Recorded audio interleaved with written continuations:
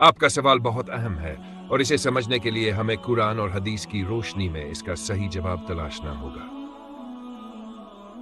क्या रमजान में मरने वाला सीधा जन्नत में जाता है? इस्लाम में किसी भी व्यक्ति की जन्नत या जहन्नम का फैसला उसके अमाल कर्मों पर होता है, ना कि सिर्फ इस बात पर कि उसकी मौत रमजान में हुई या नहीं। यह सही है कि रमजान रहमत और बरकत का महीना है। इसमें अल्लाह ताला की खास रहमत होती है। लेकिन इसका मतलब यह नहीं कि जो भी मुसलमान इस महीने में मरेगा वह बिना हिसाब किताब की जन्नत में चला जाएगा। रमजान में मौत और हदीस की रोशनी।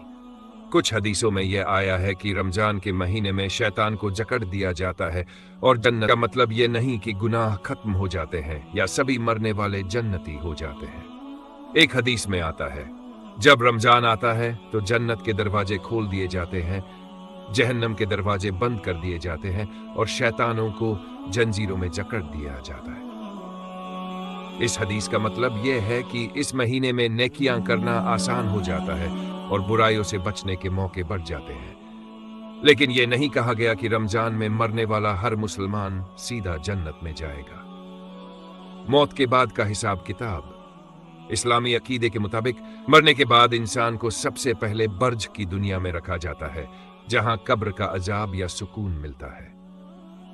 फिर कयामत के दिन अल्लाह ताला हर इंसान का हिसाब करेगा। तभी तय होगा कि कौन जन्नत में जाएगा और कौन जहन्नम में। गैर गुनाहगारों के लिए क्या फैसला होगा? अगर कोई मुसलमान गुनाहों में डूबा हुआ था, बिना तौबा किए मरा, तो रमजान में मरने के बावजूद उसे उसके गुनाहों का हिसाब देना होगा। अल्लाह की रहमत से ये उम्मीद की जा सकती है कि इस पाक महीने में मरने वालों के लिए कुछ आसानी हो, लेकिन ये यकीन के साथ नहीं कहा जा सकता कि बिना हिसाब के हर कोई जन्नत में चला जाएगा। रमजान रहमत और मगफिरत का महीना है। इसमें नेकियों का सवाब बढ़ जाता है। रमजान में मरने वाला व्यक्ति सिर्फ इसी वजह से जन्नत में नहीं जाएगा, बल्कि उसका हिसाब किताब आमाल के आधार पर होगा। मरने के बाद इंसान बर्ज की दुनिया में रहता है और असल जन्नत जहन्नम का फैसला कयामत के दिन होगा। रमजान में मौत होने पर यह उम्मीद की जा सकती है कि अल्लाह की रहमत से उसे माफी मिल जाए, लेकिन इसका कोई पक्का दावा नहीं किया जा सकता। इसलिए हमें रमजान में नेक अमाल करने चाहिए, तौबा करनी चाहिए और अल्लाह से मगफिरत मांगनी चाहिए ताकि हमारी आखिरत संवार जाए।